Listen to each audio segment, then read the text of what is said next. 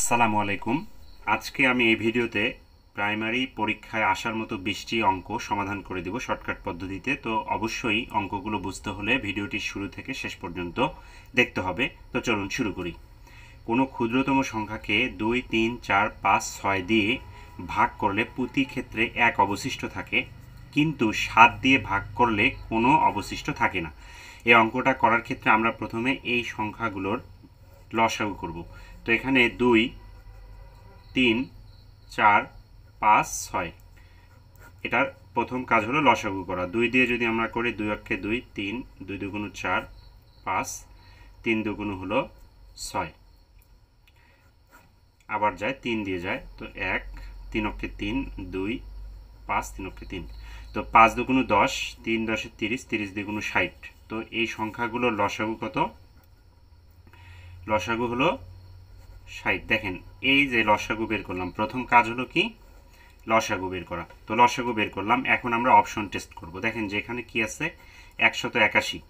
তো বলা হয়েছে যে এটাকে কি করব? আমরা ভাগ করব। দেখেন যে প্রতি ক্ষেত্রে ভাগ করলে, দেখেন ভাগ করলে প্রতি ক্ষেত্রে 1 অবশিষ্ট থাকে। তো আমরা 60 দিয়ে প্রথমে টেস্ট করি, দেখি 60 এখানে আছে কত? 180। তো 180 যদি আমরা ভাগ করি তাহলে 3, 180 না 181 আছে, সরি 181, তাহলে 318, 180। তার মানে প্রতি ক্ষেত্রে অবশিষ্ট 1 আছে। এখন 7 দিয়ে করতে হবে, 7 দিয়ে করলে দেখব অবশিষ্ট আছে কি না। তো এখন 7 দিয়ে ভাগ দেই 181কে। 7 দিয়ে 181কে যদি আমরা ভাগ করি তাহলে পাবো আমরা হলো, দেখেন যে 7 দুগুণ কত হয়? 14, 7 দুগুণ 14, 3 সাথে 21 হয় যেহেতু, তাহলে এখানে 14, 18 থেকে 14 বাদ দিলে হয় কত? হলো 4। তারপরে হলো 1। তারপরে দেখেন এখানে যদি আমরা 5 আসতে 5 সাথে 35, 6 সাথে 42 যেহেতু হয়, 5 সাথে 35, 5 সাথে 35, তো এখানে আমরা পাচ্ছি 6। তার মানে অবশিষ্ট থাকে, এটা হবে না। তার মানে কি? ক নাম্বারটা হবে না। এখন 301 এটা দিয়ে দেখি আমরা। 301, 301কে 60 দিয়ে যদি আমরা ভাগ দেই তাহলে 3, যেহেতু কত আছে এখানে 6, তাহলে 3 6 18, 5 6 30, তাহলে 5, তাহলে হয় 1 কিন্তু আসে। তো 1 অবশিষ্ট হয়, কিন্তু এখন 7 দিয়ে আমরা দেখি অবশিষ্ট থাকে কিনা। অবশিষ্ট না থাকলে এটাই হবে উত্তর। তো 7 দিয়ে আমরা ভাগ দেব 301কে।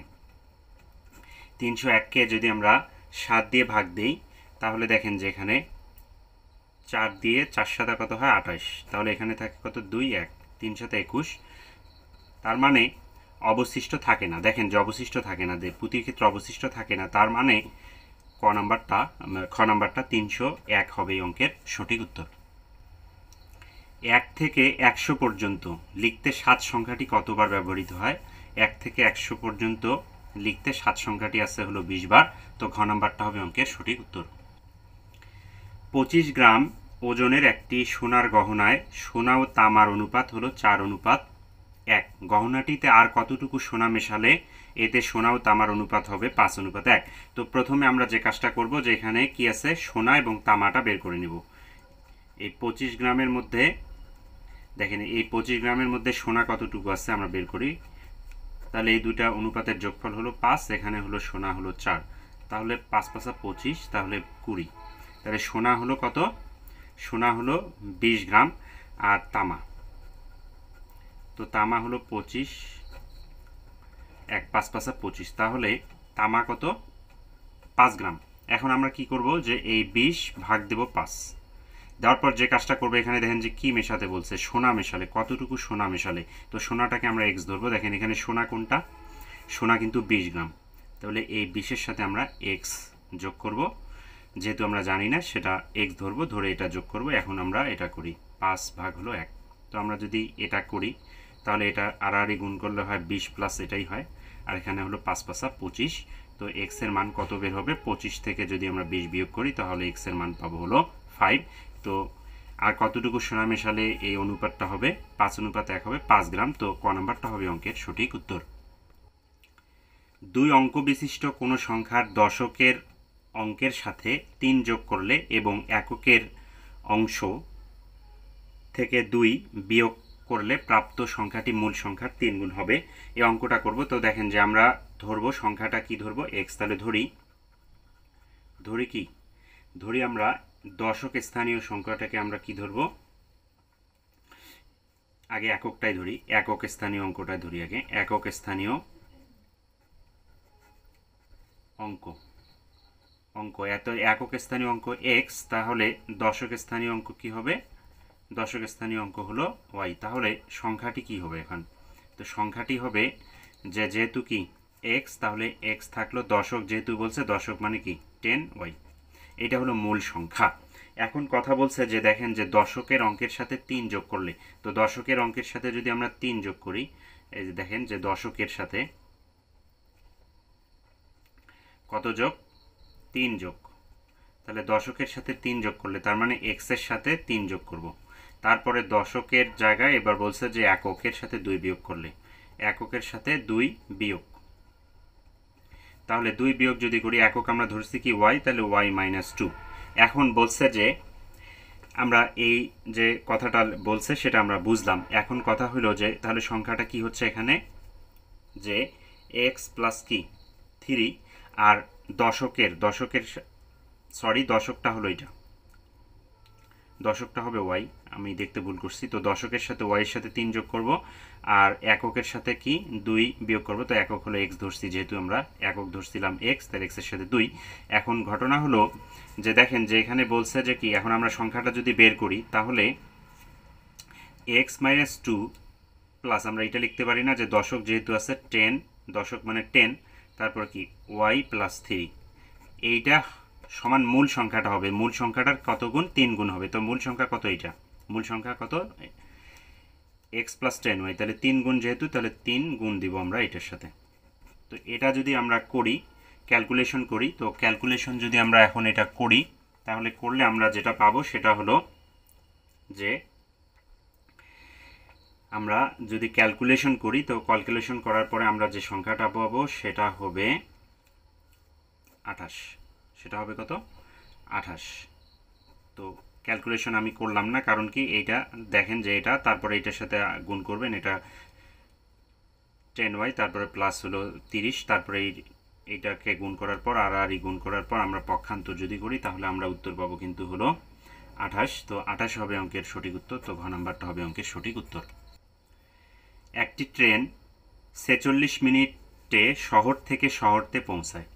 দুটি শহরের 59.8 মাইল হলে দুটি শহরের দূরত্ব এটা হলে ঘন্টায় ট্রেনটির গড় গতিবেগ কত মাইল।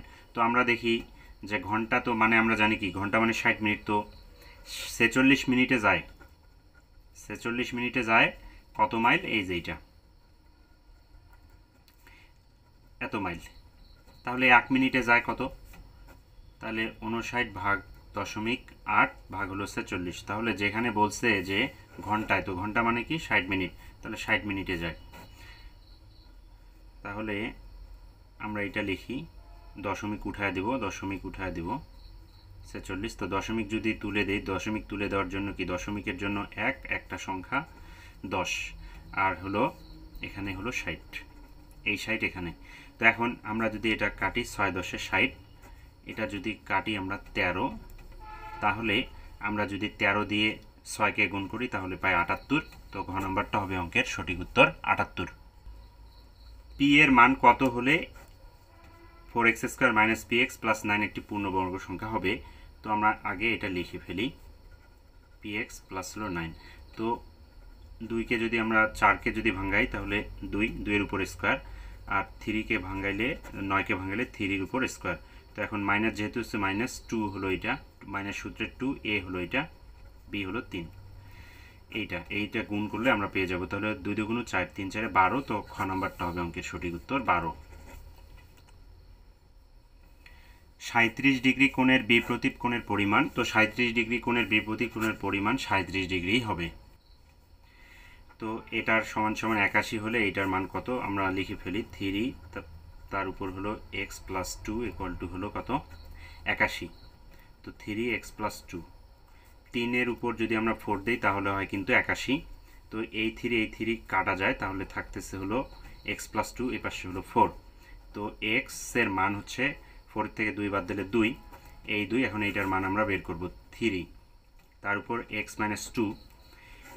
তো আমরা এক্স এর মান বের করছি 2 আর এখানে মাইনাস 2।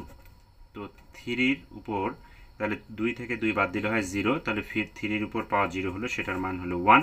তো ঘ নাম্বারটা হবে অঙ্কের সঠিক উত্তর 1। 4x² প্লাস 9y² এর সাথে কত যোগ করলে যোগফল পূর্ণ বর্গ রাশি হবে? তো 4x² প্লাস 9y², এটা তো, তাই না? 9y²। এখন আমরা এটাকে ভেঙে ফেলি, তাহলে 4x² আমরাকে 2-র উপর x² দিলেই হচ্ছে এটা, তারপরে 3y এর উপর 3y এর উপর স্কোয়ার দিলে হচ্ছে 9। তো এখন যেহেতু প্লাস আছে এখানে প্লাস 2 সূত্রের বসাবো, তারপরে 2 হলো এইটা, এ হলো এটা, বি হলো এটা, তাহলে এইটা গুণ করলেই হয়ে গেল উত্তর। তো 2 2 গুণ 4, 3 4 12, 12xy। তো 12xy হবে অঙ্কের সঠিক উত্তর। খ নাম্বারটা এই অঙ্কের সঠিক উত্তর। কিছু সংখ্যক লোকের 50 জন বাংলায়, 20 জন ইংরেজিতে এবং 10 জন বাংলা ও ইংরেজিতে কথা বলতে পারে।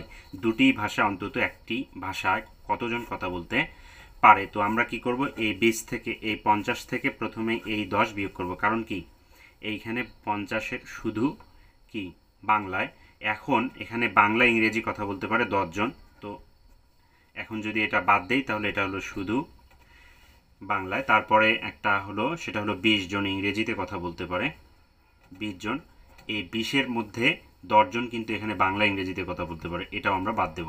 বাদ দেওয়ার পর এইটা, তারপরে এইটা, তারপরে এই 10 যোগ করলে আমরা অ্যান্সার পেয়ে যাব, তাহলে কত? 60। তাহলে 60 জন একটি ভাষায় অন্তত একটি ভাষায় কথা বলতে পারে 60 জন। খ নাম্বারটা হবে অঙ্কের সঠিক উত্তর। ময়ূর ও হরিণ একত্রে 80টি, কিন্তু তাদের পায়ের সংখ্যা 200টি, তাহলে ময়ূর কতটি আছে? তাহলে ময়ূরকে আমরা ধরে নিই এক্স।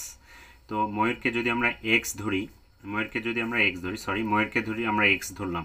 এখন হরিণ আছে কত? ময়ূর ও হরিণ একত্রে আছে 80টি। তাহলে আমরা এটা লিখতে পারি না যে, দেখেন যে ময়ূর যদি হয় এক্স, তাহলে হরিণ হলো কত? 80 মাইনাস এক্স, কারণ কি 80 থেকে এই ময়ূরের পরিমাণটা বাদ দিলে আমরা হরিণের পরিমাণ পেয়ে যাচ্ছি। তো এই টোটাল কত আছে? 200 জন, 200টা পা। এখন কথা হলো হরিণের পা হলো 2টা, ময়ূরের পা হলো 2টা, হরিণের পা হলো কটা? 4টা। তো এখন আমরা এটা করলেই শেষ হয়ে গেল। তাহলে 4 4 8 32, তাহলে হলো 320, এখানে হলো -4 200। তো আমরা যদি এটা মাইনাস করি তাহলে 2 থেকে মাইনাস করলে -2x, এখানে হলো 200 থেকে 320 মাইনাস করলে হলো 120, তাহলে -120। তো -120 এক্স কাটা যায়, তাহলে মাইনাস মাইনাস কাটা, তাহলে 120/2, তার মানে হলো 60টি। তাহলে ময়ূরের পা হলো কয়টি? 60টি। ক নম্বরটা হবে অঙ্কের সঠিক উত্তর। 6, 17, 49, 144 ক্রমটির পরবর্তী পদ কোনটি? তো আমরা যেভাবে বের করব, দেখেন যে 6 গুণন 3, 3 6 কত হয়? 18, -1 যদি দেই তাহলে কিন্তু আমরা দ্বিতীয় পদটা পেয়ে গেলাম 17। তারপরে 17 গুণন যদি 3 দেই, তারপরে যদি আমরা 1 আছে, এখন 2 বিয়োগ করি, তাহলে পাবো আমরা 49। তারপরে যে 49টা পেলাম, 49-এর সাথে এই 3-এই গুণ দেব, বিয়োগ করবো এই 3, তাহলে পাবো আমরা 144। এখন 144 যে বের করলাম, এইটার সাথে 3 যদি গুণ দেই, এখন এখানে 3 বিয়োগ করছি, 3-এর পরে 4 বিয়োগ করলে আমরা পাবো যেটা, সেটাই হবে অঙ্কের সঠিক উত্তর। তো আমরা যদি এটা বিয়োগ করি, তাহলে গুণ করে বিয়োগ করি, তাহলে আমরা পাচ্ছি 428। তো 428 হবে অঙ্কের সঠিক উত্তর, ঘ নাম্বারটি। 0.05 গুণন 0.09, এটার গুণ কত? তো প্রথমে দেখবো আমরা, এখানে সংখ্যা আছে 2টা, এখানে আছে 2টা, তাহলে মোট সংখ্যা কয়টি? 4টি।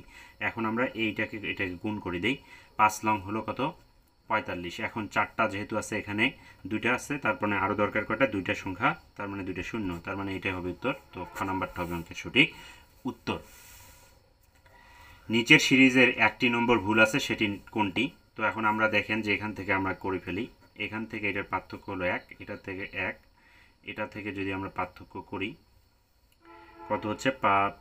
5-এর থেকে 3, তারপরে এটা থেকে করলে হলো 4, তারপরে এটা থেকে যদি আমরা করি 5, এটা থেকে করলে 6, এটা থেকে যদি করি 7, এটা থেকে করি যদি 2, তাহলে দেখেন যে সবগুলোতে 1 করে বাড়ছে, তার মানে ভুল হয়েছে কোথায়, এখানে 2 আসছে, তার মানে 29টা, এটাই ভুল। তো অঙ্কের উত্তর হলো ঘ নাম্বার 29, এটাই ভুল। শতকরা 1 টাকা হার সুদে 1 টাকার সুদ 1 টাকা হবে কত বছরে? তো বছরের সূত্র আমরা কি জানি? বছর মানে হলো কি সময়, মানে এন। তো সময়ের সূত্র আমরা কি জানি? যে 100 গুণন হলো মুনাফা। এখানে মুনাফা কত? 1 টাকা। তারপরে আমরা কি জানি? আসল গুণন হার। তো আসল কত? এখানে আসলও 1 টাকা, হারও কিন্তু 1 টাকা। তাহলে এই যে আসল গুণন কি? হার। তো এখানে হার কত? 1। তো 1 যদি আমরা বসাই তাহলে এখানে 100, এখানে এককে 1, তো 100 অক্ষে 100, তাহলে এটার উত্তর হবে 100 বছর। তো কোনটা? খ নাম্বারটা হবে 100 বছর, এটাই হবে অঙ্কের উত্তর। তো ত্রিভুজের 3 বাহুর উপর অঙ্কিত বর্গক্ষেত্রসমূহ কয়টি সমকোণ তৈরি করে? তো আমরা একটা ত্রিভুজ আঁকি প্রথমে। এইটা একটা কি? ত্রিভুজ। তো এইটা হলো এ বি সি। এখন বলছে যে 3 বাহুর উপর অঙ্কিত বর্গক্ষেত্রসমূহ। তো প্রথমে কি হবে? আমরা এই যে একটা এই বাহু, এইটা একটা, তারপরে হলো এইটা একটা। তো এখন এইটার কি সমকোণ কয়টা তৈরি করে? দেখেন যে গুনবো এখন আমরা। এই যে 1টা 2টা 3টা 4টা 5টা 6টা 7টা 8টা 9টা 10টা 11টা 12টা। তো 12টা হবে অঙ্কের সঠিক উত্তর। 12 গ নাম্বারটি হবে অঙ্কের সঠিক উত্তর, 12টি। একটি ভগ্নাংশের লব ও হরের পার্থক্য 1, সমষ্টি হলো কত? 7। তো পার্থক্য লব ও হর, ভগ্নাংশ যদি x - y, x by y, এটা যদি হয় ভগ্নাংশ, তাহলে পার্থক্য কত বলছে? x - y 1। তারপরে কি হবে? সমষ্টি। সমষ্টি হলো কি? x + y = 7। এইটা এখন বলছে ভগ্নাংশটি কত। তো আমাদের প্রথমে কাজ করতে হবে, x এর মান বের করতে হবে, y এর মান বের করতে হবে। তো আমরা যদি কি করি, এটা কাটি, যোগ করি, তাহলে এটা কাটি, তা কাটাকাটি যায়, প্লাস মাইনাস কাটা, তাহলে 2x = 8। তো x এর মান কত হচ্ছে? 8/2। তাহলে x এর মান পাচ্ছি আমরা 4। x এর মান 4। তো এখন y এর মান বের করব আমরা। 1 x মাইনাস, এখানে কি প্লাস, প্লাস y = হলো কত? 7। এখন বিয়োগ করব, এখানে প্লাস আছে মাইনাস হবে, এখানে মাইনাস প্লাস আছে মাইনাস হবে, এখানেও মাইনাস। তো প্লাস মাইনাস কাটা, তাহলে -2y, এখানে হয় -6। তাহলে y এর মান আমরা পেলাম কত? এটা যদি কাটি 3 × 2 = 6, তাহলে 3। y এর মান হলো 3। তো y এর মান যদি 3 হয় তাহলে ভগ্নাংশটা কি হবে? x এর মান, x এর জায়গায় কত বসাবো? এখানে 4, আর y এর জায়গায় বসাবো কত? 3। তাহলে 4/3। তো 4/3, দেখেন 4 × 2 = 8, 4/3। তাহলে 4/3 অঙ্কটা হবে এটা। উত্তর এখানে সঠিক দেওয়া নেই, 4/3 হবে এখানে, 4/3। তো গ নম্বরটাই ধরলাম 4/3, এটাই হবে অঙ্কের সঠিক উত্তর। পরীক্ষায় ক এর প্রাপ্ত নম্বর যথাক্রমে 70, 85, 75। চতুর্থ পরীক্ষায় তাকে কত নম্বর পেতে হবে যেন গড় 80 নম্বর পায়? তাহলে আমরা প্রথম যেটা কাজ করব, দেখেন যে চতুর্থ, তো চতুর্থ পরীক্ষার সমষ্টিটা আমরা বের করে নেই। তাহলে 80 × 4, 4 আসতে কত হয়? 32, মানে 320। এখন আমরা এটার এই তিনটার পরীক্ষা দেখি, এইটার সমষ্টি বের করি। এখন 70 + 85 যোগ হলো 75। তো এইটার সমষ্টি যদি আমরা বের করি, এটার সমষ্টি হলো 230 সম্ভবত। তো এখানে যদি আমরা বিয়োগ করি, তাহলে দাঁড়ান আমি একটু দেখে নিচ্ছি, এটাকে আগার যোগ করে নেব। যোগ করে যদি ভুল হয় তাহলে আমাদের অঙ্কটা ভুল হবে। তো এই জন্য আমরা কি করব, এটা যোগ করে দেখে নেই। তাহলে 230, হ্যাঁ ঠিক আছে, 230 হয়, 230ই হয়, যোগ করলে 230 হয়। 230 থেকে এখন এটা যদি 320 থেকে 230 বিয়োগ করলে হয় 90। তো 90 কোথায় আছে? গ নম্বরটা। গ নম্বরটা হবে অঙ্কের সঠিক উত্তর। কোনো স্থানে যত লোক আছে তত 5 পয়সা, দেখেন 5 পয়সা জমা করায় মোট 31.25 টাকা জমা হলো। তাহলে ওই স্থানে লোক কত ছিল? দেখেন আমরা লোককে যদি ধরি x, তো লোককে যদি x ধরি, তো x ধরলাম। এখন কয়জন লোক আছে সেটা আমাদেরকে নির্ণয় করতে হবে। তো x ধরলাম লোককে, এখন বলছে 5 পয়সা, তো 5, তো 5 পয়সা, যতজন লোক আছে তত 5 পয়সা। তাহলে x জন ছিল, লোক ধরছি আমরা একজন, আর 5 পয়সা, তত 5 পয়সা দিয়েছে, এই জন্য 5x ইন্টু এক্স। কারণ কি, লোককে ধরছি এক্স এবং যতজন লোক ছিল তত 5 পয়সা, এই জন্য তত 5 পয়সা সমান সমান কত, এই যে এইটা যে টাকাটা উঠছে 31 কত 25। আচ্ছা, এখন দেখেন আমরা যদি এটাকে গুণ করি তাহলে হচ্ছে 5x স্কোয়ার, আর এই পয়সাকে আমরা টাকায় রূপান্তর করে ফেলবো। তো 100 দিয়ে গুণ করব। তাহলে 100 দিয়ে যদি গুণ করি 25 গুণন 100, তো 100 দিয়ে গুণ করলে হবে 3125। এখন এক্স স্কোয়ার সমান সমান এই স্কোয়ার পাশে রুট আসবে, তাহলে 3125। তাহলে এক্সের মান সরাসরি আমি দিলাম। তো সরি, একটা ভুল হলো, দেখেন যে এখানে এটাকে আগে ভাগ করে নিই। তাহলে এক্স স্কোয়ারের মানটাকে বের করে নিই। তাহলে 3125 ভাগ হলো 5। তো 3125কে যদি 5 দিয়ে আমরা ভাগ করি তাহলে কিন্তু আমরা পাই হলো 625। তো 625, এখন এক্সট্রা এপাশে কি স্কোয়ার আছে, এপাশে গিয়ে রুট হবে, তাহলে 625। এখন আমরা কি জানি যে 625-এর বর্গ কত, বর্গ হলো 25, তাহলে উত্তর হবে 25 জন লোক ছিল, 25 জন। এখন একটি জ্যামিতি, সেটা হলো যে একটি চতুর্ভুজের 4টি বাহুর বিপরীত দুটি সমান্তরাল কিন্তু অসম হলে তাকে ট্রাপিজিয়াম বলে। একটি চতুর্ভুজের 4টি বাহুর বিপরীত দুটি সমান্তরাল কিন্তু অসমান, একেই বলে ট্রাপিজিয়াম। তো ধন্যবাদ সবাইকে, অবশ্যই আমার চ্যানেলটাকে সাবস্ক্রাইব করে পাশে থাকবেন এবং শেয়ার করবেন বন্ধুবান্ধবদের মাঝে।